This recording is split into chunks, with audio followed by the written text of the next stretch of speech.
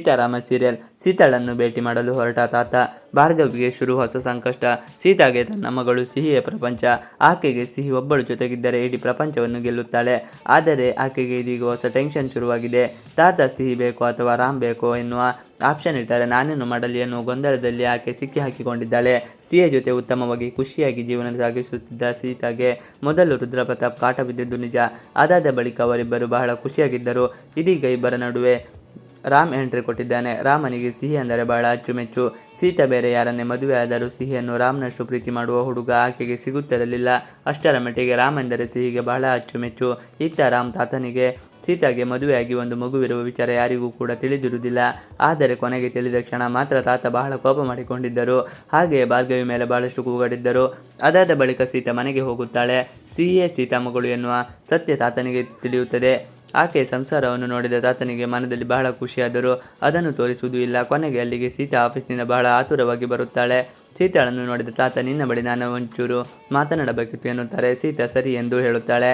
ಹಾಗೆಯೇ ಅಲ್ಲಿಂದ ತಾತ ಹೋಗುತ್ತಾರೆ. ಇತ್ತ ಸಿಹಿ ಮಾತ್ರ ಬಹಳ ಖುಷಿಯಿಂದ ಇದ್ದರೆ ಸೀತಾಗೆ ಭಯ ಆವರಿಸಿಕೊಳ್ಳುತ್ತದೆ. ಆಕೆ ರಾತ್ರಿ ವೇಳೆ ರಾಮ್ಗೆ ಕರೆ ಮಾಡುತ್ತಾಳೆ. ರಾಮನ ಬಳಿ ಅಳಲು ತೋಳಿಕೊಂಡ ಸೀತಾ. ರಾಮ್ ಮಲಗಿದ್ರ. ತಾತ ಮನೆಗೆ ಬಂದು ನನ್ನ ಮೀಟ್ ಮಾಡಬೇಕು ಎಂದು ಹೇಳಿದ್ದಾರೆ. ನನಗೆ ಬಹಳ ಭಯ ಆಗುತ್ತಿದೆ. ನನ್ನ ಮಗಳು ಸಿಹಿ ಮಾತ್ರ ಬಹಳ ಖುಷಿಯಲ್ಲಿದ್ದಾಳೆ.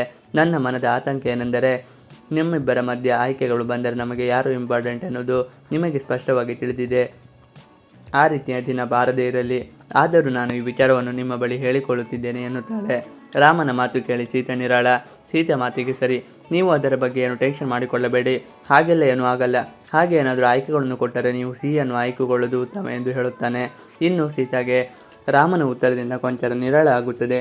ಇತ್ತ ಭಾರ್ಗವಿ ರಾಮನ ತಾಯಿಯ ಕನಸು ಬೀಳುತ್ತದೆ. ಭಾರ್ಗವಿ, ನನ್ನ ಸ್ಥಾನವನ್ನು ಕಸಿದುಕೊಳ್ಳಲು ನೀನು ನನ್ನನ್ನು ಸಾಯಿಸಿಬಿಟ್ಟೆಯಲ್ಲ.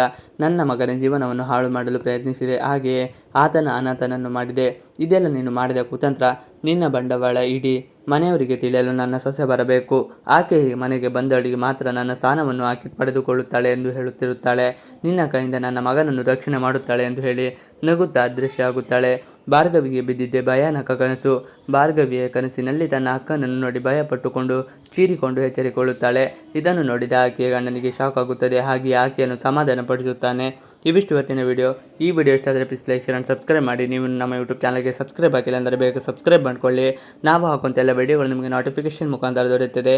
Thanks for watching video. Please like, share and subscribe our channel for more videos.